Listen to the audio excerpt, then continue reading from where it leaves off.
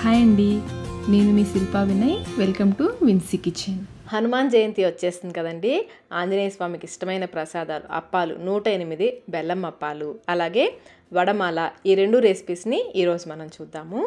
జయంతి రోజునే కాదండి, మంగళవారం, శనివారం ఈ రోజుల్లో కూడా ఆంజనేయ స్వామికి ఈ వడమాల కానీ అప్పాలని కానీ ప్రసాదంగా చేస్తారు.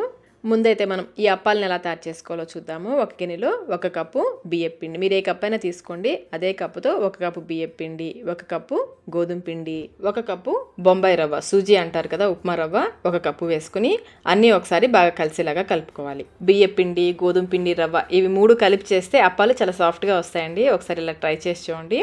ఇలా కలిపేసి పక్కన పెట్టేసుకోండి. ఇప్పుడు స్టవ్ పైన అడుగు మందం కల ఒక గిన్నె పెట్టేసుకుని దాంట్లో 2 కప్పుల తురిమిన బెల్లం వేసుకోవాలి. అలాగే 3 కప్పుల నీళ్లు పోసుకోవాలి. మనం పిండి ఎంత తీసుకుంటామో నీళ్లు కూడా అంతే తీసుకోవాలి. 3 కప్పులకి 3 కప్పుల నీళ్లు పోసేసి ఈ బెల్లాన్ని కరిగించుకోవాలి. పాకం ఏమీ అవసరం లేదు, బెల్లం కరిగితే సరిపోతుంది. బెల్లం ఈ విధంగా పూర్తిగా కరిగిన తర్వాత ఈ బెల్లం నీళ్ళని మరిగించుకోవాలి. చూడండి, నీళ్ళు మరుగుతున్నాయి కదా. ఇప్పుడు ఇందులో 1 స్పూన్ నిండుగా యాలకుల పొడి, 1/2 కప్పు ఎండు కొబ్బరి తురుము, మీరు కావాలంటే పచ్చి కొబ్బరి తురుమైనా వేసుకోవచ్చు, 3 టేబుల్ స్పూన్ల నెయ్యి వేసుకుంటే అప్పాలు బాగా కమ్మగా ఉంటాయండి. ఇప్పుడంతా ఒకసారి బాగా కలిసేలాగా కలుపుకోవాలి. ఫ్లేమ్ని లోలో పెట్టేసుకోండి. ఇలా కలిపేసుకుని మనం కలిపి పెట్టుకున్న పిండి ఉంది కదా, బియ్యం పిండి, గోధుమ పిండి, రవ్వ అన్నీ కలిపి పెట్టుకున్నాం కదా, ఆ పిండి అంతా వేసేసుకోవాలి. ఫ్లేమ్ లోలో పెట్టేసుకోవాలి. ఇప్పుడు ఈ పిండి అంతా బాగా కలిసేలాగా కలుపుకోవాలి. ఖచ్చితంగా అడుగు మందం కల గిన్నెనే తీసుకోవాలండి, లేదంటే అడుగు పట్టేసుకుంటుంది. అడుగు మందంగా ఉన్న గిన్నె కానీ, కుక్కర్ కానీ, లేదా నాన్ స్టిక్ ప్యాన్లో అయినా చేసుకోవచ్చు. ఈ విధంగా అంతా బాగా కలిసేలాగా కలుపుకోవాలి. ఇలా బాగా కలిపేసుకుని మూత పెట్టేసి 1 నిమిషం పాటు లో ఫ్లేమ్లో ఉడికించుకోవాలి. 1 నిమిషం పాటు ఉడికించేసుకుని స్టవ్ ఆఫ్ చేసేసుకోండి. ఆ వేడికి ఇది చక్కగా మగ్గిపోతుంది. ఒకసారి మళ్ళీ అంతా బాగా కలిసేలాగా కలుపుకోవాలి. చూడండి, చక్కగా ఉడికి ముద్దగా అయ్యింది కదా. మళ్ళీ ఒకసారి అడుగు నుంచి తీసుకుని బాగా కలుపుకోవాలి. మనం తీసుకునే పిండి, నీళ్లు ఈ రెండింటి కొలత కరెక్ట్గా ఉంటే కరెక్ట్గా వస్తుందండి పిండి. మనం పిండి ఎంత తీసుకుంటామో నీళ్లు కూడా అంతే తీసుకోవాలి.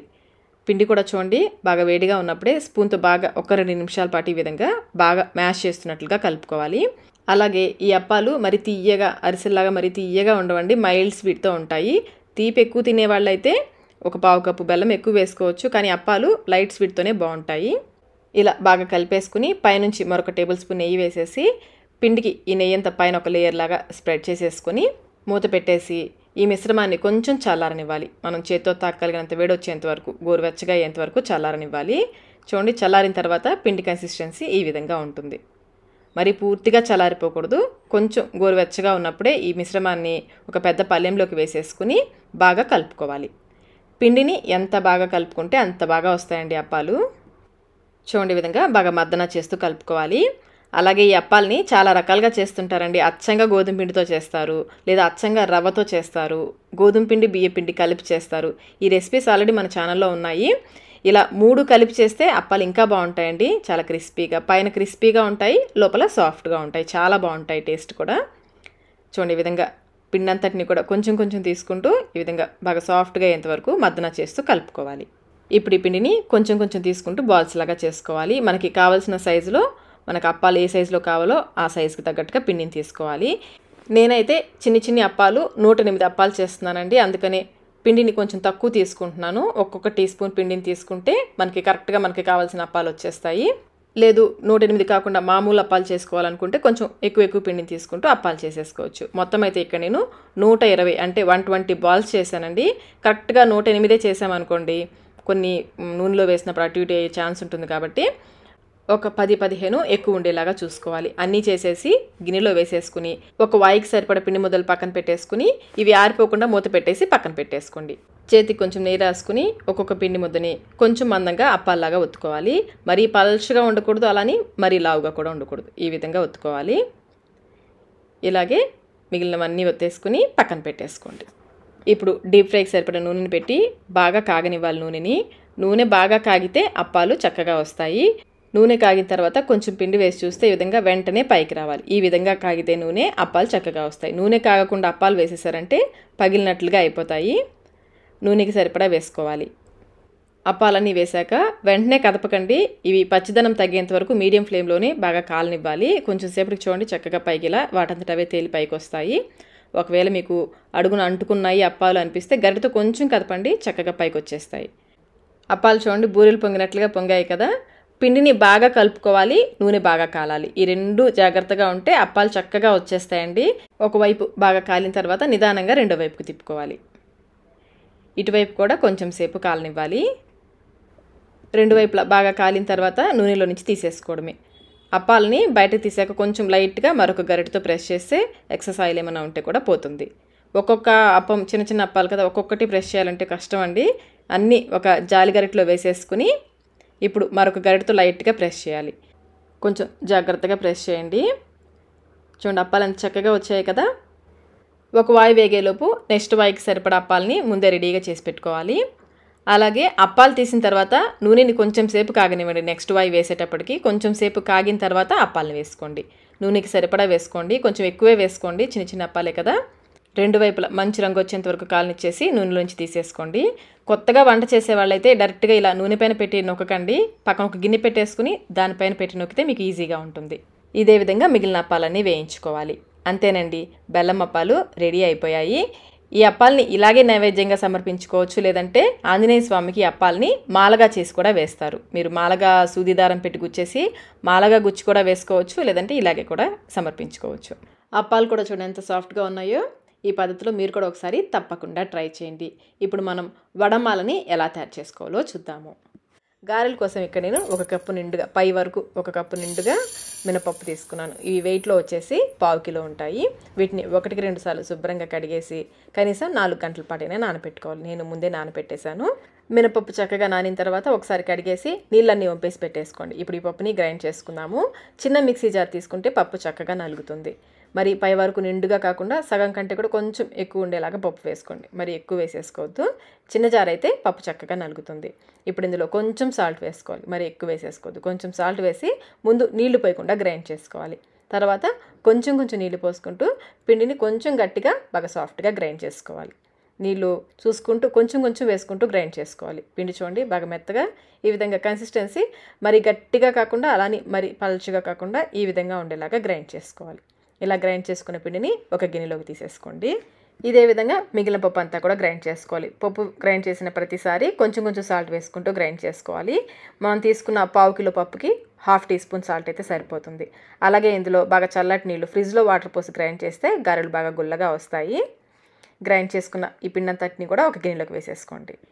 ఇప్పుడు ఈ పిండిలో 1 టీ స్పూన్ నిండుగా కచ్చాపచ్చగా దంచుకున్న మిరియాల పొడి వేసుకోవాలి. మేమైతే వడమాల కోసం చేసే గారెల్లో ఉప్పు, మిరియాల పొడి మాత్రమే వేస్తాము. ఈ మిరియాల పొడి పిండిలో బాగా కలిసిలా కలుపుకోవాలి. 2 నిమిషాల పాటు ఈ పిండిని బాగా బీట్ చేసుకోవాలి. అప్పుడే మనకి గారెలు గుల్లగా వస్తాయి. మరీ ఎక్కువసేపు బీట్ చేసేది, మరీ ఎక్కువ చేసేసారంటే మనం గారెలు నూనెలో వేసినప్పుడు పగిలినట్లుగా వస్తాయి. చూడండి బాగా బీట్ చేశాక పిండి లైట్గా అయింది కదా, ఈ విధంగా బీట్ చేసుకోవాలి. మేము ఈ విధంగా బీట్ చేయలేము అనుకుంటే పిండిలో 2-3 చిటికెలు వంట సోడా వేసేసుకుని గారెలు వేసేసుకోవచ్చు. గారెలు వేసే ప్రతిసారి చేతిని బాగా తడుపుకొని కొంచెం పిండిని తీసుకుని చూడండి, చేతికి ఏమీ అంటుకోకూడదు. పిండి ఈ విధంగా చేతిని తడుపుకోవాలి. ఈ విధంగా రౌండ్గా వచ్చేలాగా రోల్ చేసుకుని పైన లైట్గా ప్రెస్ చేయాలి. బొటన వేలుతో మధ్యలో ఈ విధంగా హోల్ చేసేసి డైరెక్ట్గా మనం నూనెలో వేసేసుకోవచ్చు. ఇప్పుడిప్పుడే గారెలు వేయడం స్టార్ట్ చేసిన వాళ్ళకి ఈ ట్రిక్ అయితే చాలా బాగా ఉపయోగపడుతుంది. చిన్న బాక్స్ మూత తీసేసుకుని ఏదైనా కాటన్ క్లాత్ కానీ కచీఫ్ కానీ తీసుకుని తడిపి తీసుకోండి. తడిపి తీసేసుకుని ఈ మూత చుట్టూ పెట్టేసుకోవాలి. గట్టిగా మనకి రబ్బర్ బ్యాండ్ కానీ ఏదైనా చిన్న తాడు కానీ తీసేసుకుని గట్టిగా ఈ విధంగా రబ్బర్ బ్యాండ్తో, నేనైతే రబ్బర్ బ్యాండ్ వేసేస్తున్నాను. చూడండి ఈ విధంగా గట్టిగా ఉండాలి, లూజ్గా ఉండకూడదు. గారె వేసి ప్రతిసారి కూడా క్లాత్ని తడుపుకోవాలి. నీళ్ళతో తడిపేసుకుని చెయ్యిని కూడా కొంచెం తడుపుకోండి. పిండి అంటుకోకుండా చెయ్యిని తడిపేసుకుని కొంచెం పిండి తీసి ఈ విధంగా రోల్ చేసుకోవాలి. బాగా రౌండ్గా రోల్ చేసేసుకొని దీనిపైన వేసేసి కొంచెం ప్రెస్ చేయండి, మరి ఎక్కువ వద్దు, లైట్గా ప్రెస్ చేసి మధ్యలో హోల్ చేసేయాలి. హోల్ చేసేటప్పుడు వేలిని కూడా కొంచెం తడుపుకుంటే మనకి ఈ రంధ్రం చక్కగా పెద్దగా వస్తుంది. ఇప్పుడు నిదానంగా మనం ఈ విధంగా నూనెలోకి వేసేసుకోవాలి. ఈజీగా పడిపోతుంది. అయితే ప్రతిసారి కూడా క్లాత్ని చక్కగా తడుపుకోవాలి. నెక్స్ట్ ఇది వేసేటప్పుడు పిండేమీ లేకుండా క్లీన్ చేసుకోవాలి. నీళ్ళతో తడిపితేనే చక్కగా మనకి నూనెలో వేసినప్పుడు ఈజీగా జారిపోతుంది. అలాగే 2-3 గారెలు వేసేసరికి మనం కర్చీఫ్ని రెగ్యులర్గా తడుపుతూ ఉంటాం కదా, రబ్బర్ బ్యాండ్ పెట్టిన దగ్గర కొంచెం నీళ్లు పిండేసుకుంటూ ఉండండి.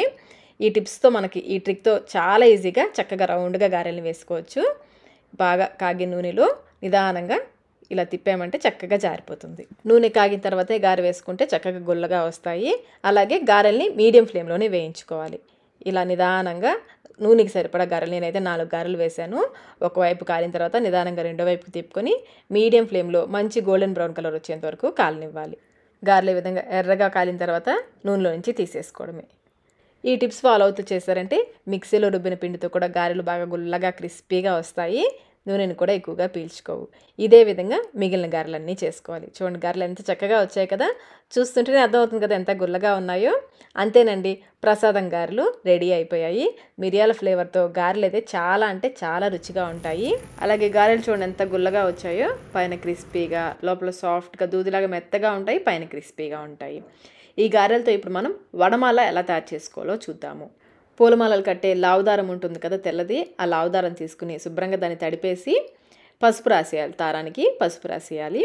పసుపు రాసిన తర్వాత ఈ విధంగా 3 వరుసలుగా మనం దారాన్ని తీసుకోవాలి. ఇప్పుడు ఈ దారానికి మనం తయారు చేసిన గారెల్ని మాలలాగా గుచ్చాలి. నేనైతే 21 గారెతో మాల వేస్తున్నానండి.